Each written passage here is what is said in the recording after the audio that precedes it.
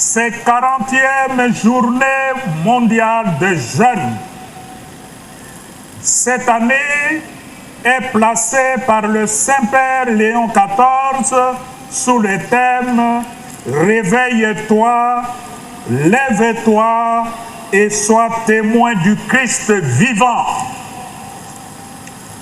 Le message du pape est un appel vibrant à sortir du sommeil de la peur et de la résignation pour devenir des acteurs de la lumière et du renouveau dans notre monde, dans notre pays, dans notre archidiocèse.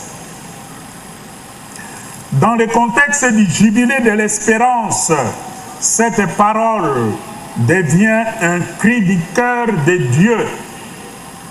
Lève-toi, RD Congo, lève-toi, jeunesse quinoise, porte la promesse de la résurrection du Christ.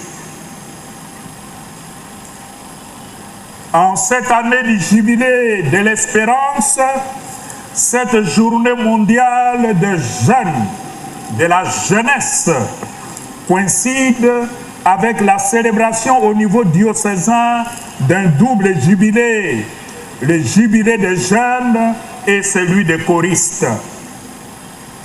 C'est pour notre archidiocèse l'occasion de rendre grâce à Dieu pour le don de cette jeunesse dynamique et pleine d'avenir. C'est aussi l'opportunité de bénir le Seigneur pour vous, chers choristes, qui témoignez et servez Dieu dans la joie de vos chants. Ce double jubilé manifeste la vitalité de notre archidiocèse. Ensemble, nous célébrons la jeunesse. Ensemble, nous célébrons les choristes venus de nos différentes paroisses pour leur présence offerte à l'Église comme un don de Dieu et de message de l'espérance.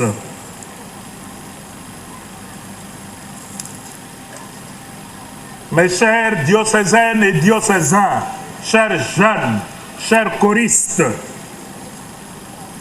la parole de Dieu que nous venons de méditer éclaire le sens de la royauté du Christ qui invite à l'alliance, à la réconciliation et à la miséricorde. Dans la première lecture, tirée du 2e livre de Samuel, nous avons écouté que toutes les tribus d'Israël viennent se rassemblent à Hébron dans une unité, dans une harmonie remarquable et s'adressent à David qui jusque-là était le roi d'Israël. Une partie d'Israël, pour dire la vérité. Les 12 tribus qui sont venues trouver David lui diront: nous sommes de tes os et de ta chair. Les tribus reconnaissent en David celui que Dieu a choisi pour être le berger d'Israël, le chef, le roi d'Israël. 2 Samuel 5, 2. En recevant l'onction des chefs de 12 tribus d'Israël, David devient le signe d'une espérance fondée non sur la force humaine, mais sur la promesse de Dieu, qui avait dit: un roi qui rassemble et conduit vers la paix.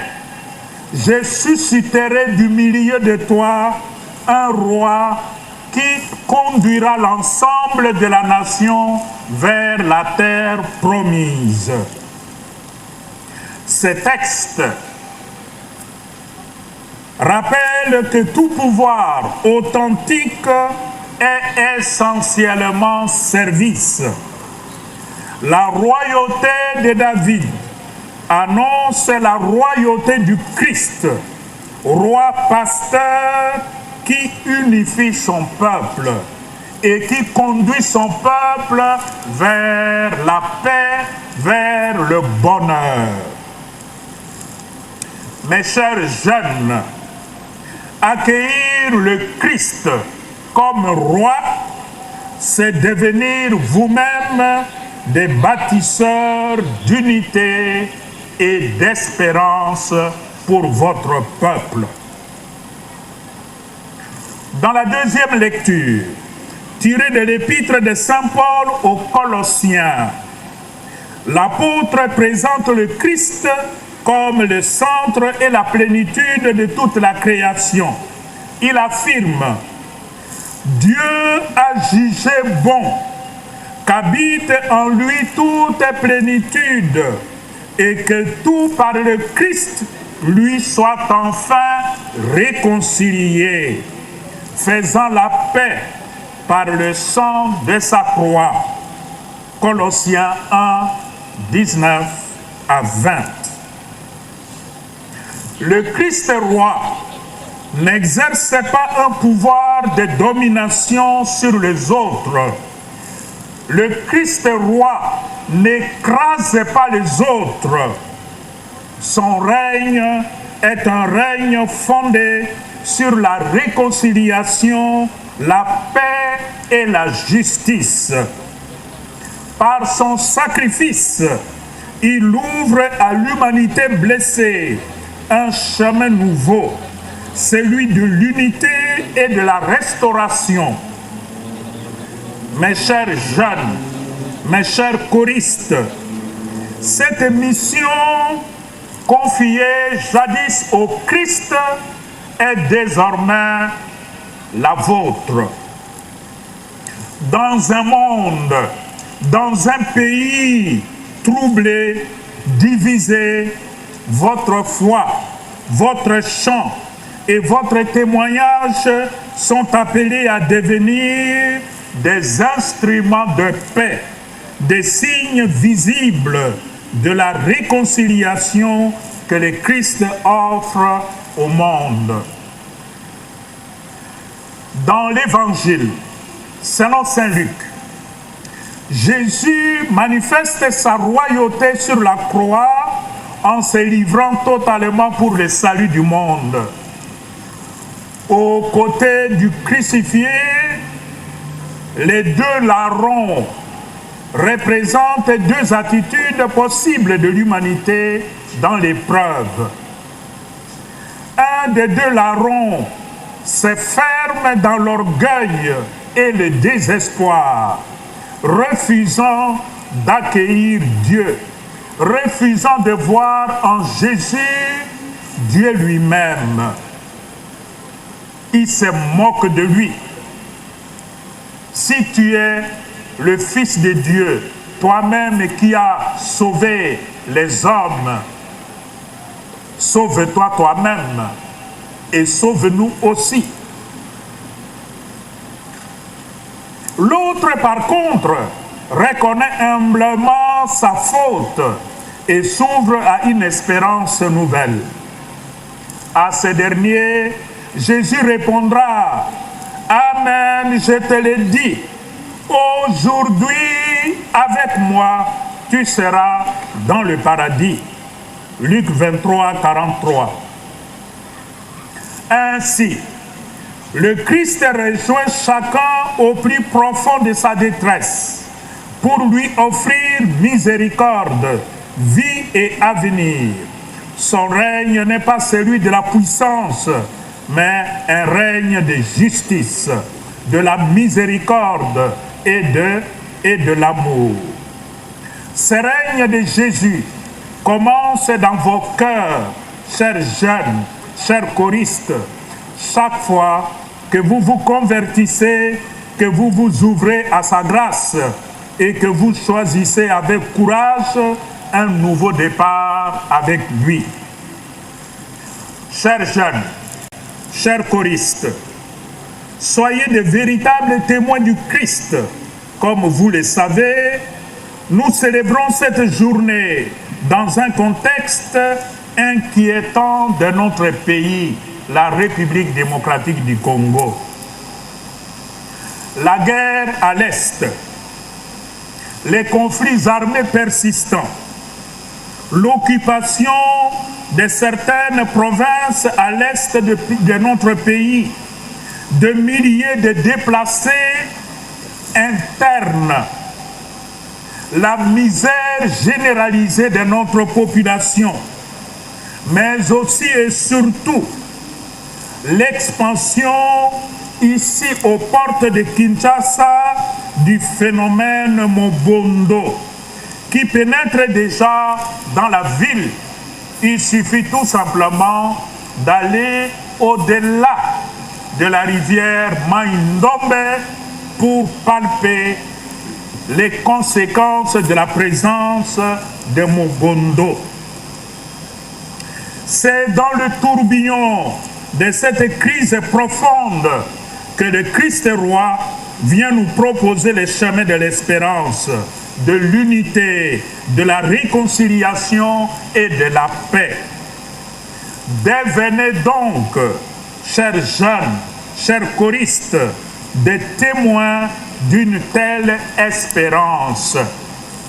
Ainsi, en cette année sainte du jubilé de l'espérance, je joins ma voix à celle du pape Léon XIV qui invite le chrétien à être des bâtisseurs d'espérance, non des spectateurs. Vous êtes appelés à participer pleinement à la vie de notre pays et de l'Église. Ne fouillez pas vos responsabilités, ne dormez pas, ne soyez pas distraits, mais engagez-vous pour un Congo nouveau, un Congo uni, juste, fraternel et prospère. À grande échelle, mes chers diocésaines et diocésains, dans notre pays, cette espérance d'unité, de réconciliation et de paix est aujourd'hui portée dans le projet du pacte pour la paix, la réconciliation entre Congolais et le bien vivre ensemble dans la région, la sous-région des Grands Lacs. Ces projets, portés conjointement par la Conférence nationale des évêques du Congo, SENCO, et l'Église du Christ au Congo, ECC.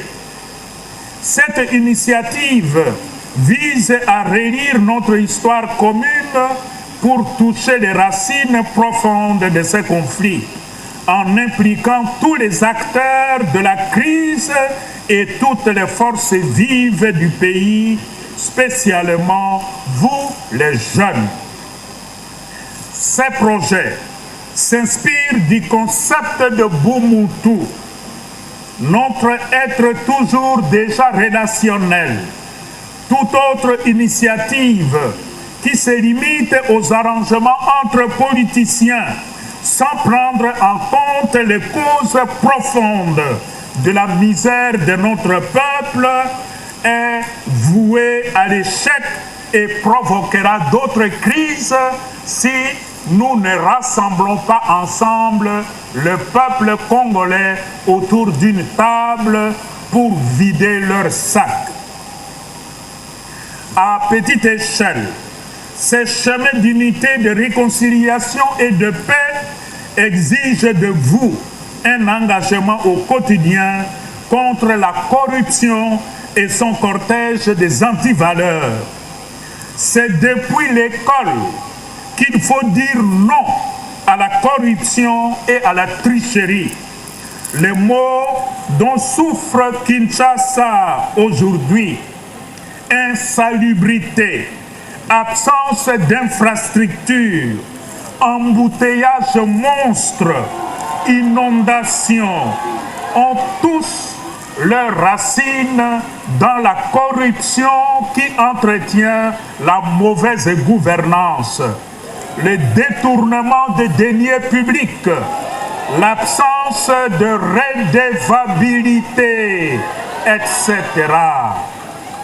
Chers jeunes, chers choristes, je vous invite donc à imiter votre compatriote, le bienheureux Floribert Bonachoui, un jeune comme vous qui a su dire non à la corruption jusqu'à la fin, jusqu'à sacrifier sa vie pour la vie de ses frères et sœurs.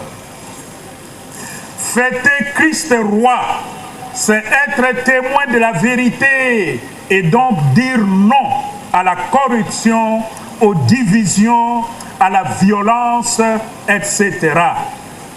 Faites de votre ardeur et de vos voix des instruments de paix, d'unité et de réconciliation.